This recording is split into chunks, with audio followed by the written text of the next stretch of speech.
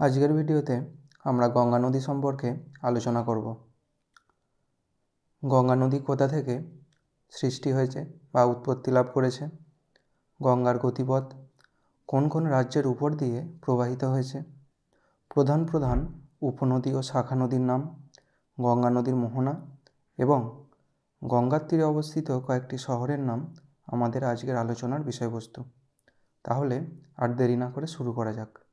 ভারতের প্রধান ও দীর্ঘতম নদী গঙ্গা হিন্দুদের কাছে পবিত্র নদী।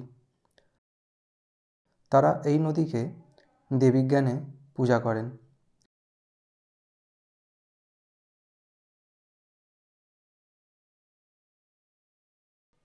গঙ্গোত্রী হিমবাহের গোমুখ তুষার গুহা থেকে এই নদীর উৎপত্তি। তবে উৎপত্তিস্থলে এই নদীর নাম গঙ্গা নয়, ভাগীরথী। শতপথ হিমবাহ থেকে উৎপত্তি লাভ করেছে অলকানন্দা নদী, যেটা ভাগীরথীর সাথে দেবপ্রয়াগে মিলিত হবার পরে গঙ্গা নামে প্রবাহিত হয়েছে। এই ভাগীরথী নদীর উপর ভারতের সবথেকে উঁচু নদী বাঁধ তেহরি নির্মাণ করা হয়েছে।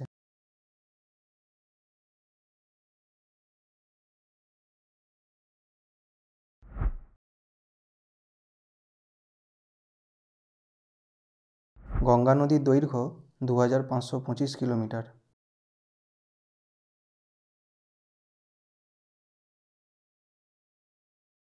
গঙ্গা নদীর গতিপথ 3 ভাগে বিভক্ত। উৎস থেকে হরিদ্বার পর্যন্ত গঙ্গার উচ্চগতি, হরিদ্বার থেকে মুর্শিদাবাদের ধুলিয়ান পর্যন্ত গঙ্গার মধ্যগতি এবং ধুলিয়ান থেকে মোহনা পর্যন্ত গঙ্গার নিম্নগতি। ধুলিয়ানের কাছে ফারাক্কা নামক স্থানে গঙ্গা দুটি শাখায় ভাগ হয়েছে। প্রধান শাখাটি পদ্মা নামে বাংলাদেশের মধ্য দিয়ে এবং অপর শাখাটি হুগলি নামে পশ্চিমবঙ্গের মধ্য দিয়ে দক্ষিণে প্রবাহিত হয়ে বঙ্গোপসাগরে মিশেছে। এই হুগলি এবং পদ্মা নদী বঙ্গোপসাগরে মেশার আগে বিশ্বের সবথেকে বড় বদ্বীপ সুন্দরবন বদ্বীপ সৃষ্টি করেছে। উত্তরাখণ্ড, উত্তরপ্রদেশ, বিহার, ঝাড়খণ্ড ও পশ্চিমবঙ্গের মধ্য দিয়ে গঙ্গা প্রবাহিত হয়েছে। গঙ্গার ডান তীরের উপনদীর মধ্যে যমুনা, সোন, দামোদর প্রধান এবং বাম তীরের উপনদীর মধ্যে গোমতী, ঘড়ঘড়া, গণ্ডক, কোসি প্রধান উপনদী। গঙ্গার প্রধান শাখা নদী হল হুগলি। এটি ভাগীরথী হুগলি নামেও পরিচিত। যমুনা গঙ্গার সবথেকে বড় উপনদী এবং হুগলি সবথেকে বড় শাখা নদী। গঙ্গার তীরে গড়ে ওঠা কয়েকটি বিখ্যাত শহর হল হরিদ্বার,